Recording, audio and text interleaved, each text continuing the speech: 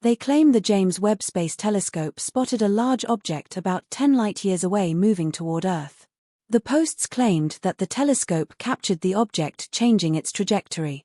The faint glimmer of a swan-shaped cosmic body, long debated and only partially hinted at in fragments of light and spectrographic data, has finally been captured in a true image by the James Webb Space Telescope.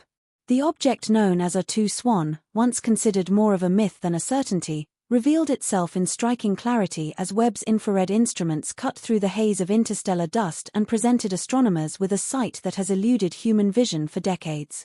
It was not just another cometary body, nor simply a gaseous artifact wandering the void. This was the first undeniable high-resolution visual confirmation of a celestial entity whose very nature had been argued over in observatories across the globe. To see Swan emerge not as a simulation or an artist's impression, but as a real and intricate form in the universe marks a milestone in how humanity connects its theories to evidence. Before we start, smash the like and subscribe buttons for more updates. The telescope's near-infrared camera was responsible for the revelation, drawing from its unprecedented sensitivity to faint light sources. Swan had been registered faintly in datasets before, especially during prior surveys with Hubble and ground-based observatories, but none of those instruments could bypass the shrouding layers of cosmic fog. What appeared then were incomplete arcs, diffused streaks, and spectral anomalies that hinted at a larger structure, but never gave a definitive shape. Webb's new capture changed that narrative in an instant. The image unveiled the swan-like curvature, the luminous arc trailing like a feathered wing, and the dense glowing core at the heart of the structure. For astronomers and astrophysicists, it was like the difference between hearing faint whispers of a song and finally experiencing the full orchestration. The implications begin with sheer scientific validation. For years, Swan had occupied a twilight zone between confirmed body and theoretical construct. Its presence was tracked indirectly, inferred from the gravitational pull on surrounding dust and gas. Some argued it was nothing more than a misinterpreted collision of cometary debris. Others suggested it might be a transitional object, a hybrid between cometary core and interstellar visitor moving on an orbit that made it difficult to classify. With Webb's image, those speculations are now grounded in actual data. The sharp detail of its nucleus, the layered patterns of its outflowing gases, and the clear delineation of its trajectory provide concrete evidence that this object is real, stable, and distinct from the ephemeral streaks once confused with it. More than validation, though, the image introduces a frontier for exploration. By exposing the composition of Swan's glow, Webb has given scientists a chemical fingerprint. Its light parsed through Webb spectrographs carries information about volatile compounds, ices, and organics clinging to its surface.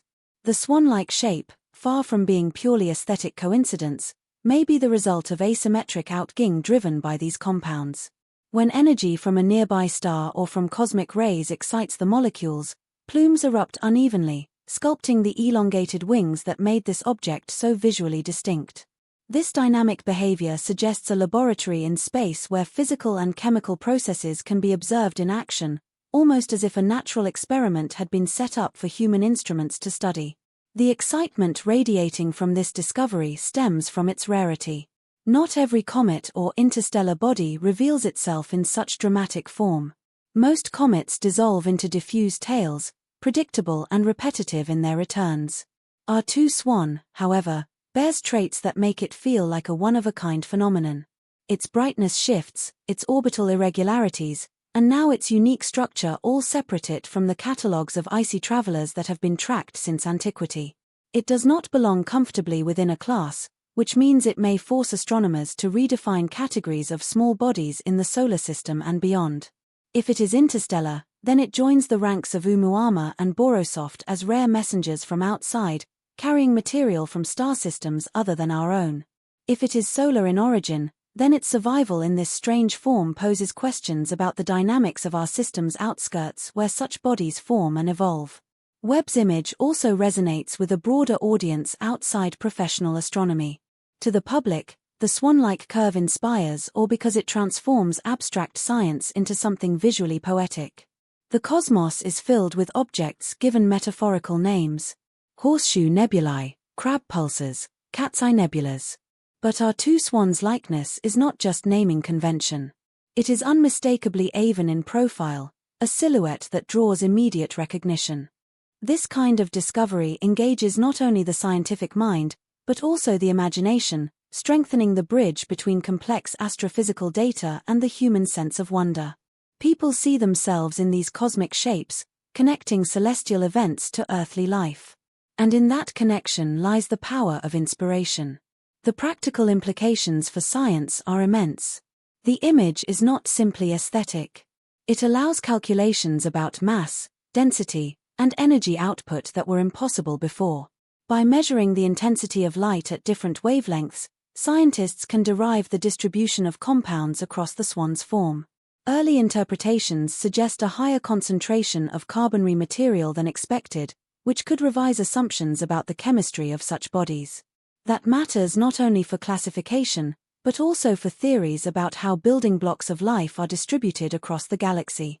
If bodies like our two swan are common in certain regions, they may act as carriers of complex molecules, scattering them like seeds into planetary systems. This connects to the broader search for origins. How water, carbon, and other essentials arrived on worlds like Earth. Another implication rests in dynamics. Our two swans' trajectory is unusual.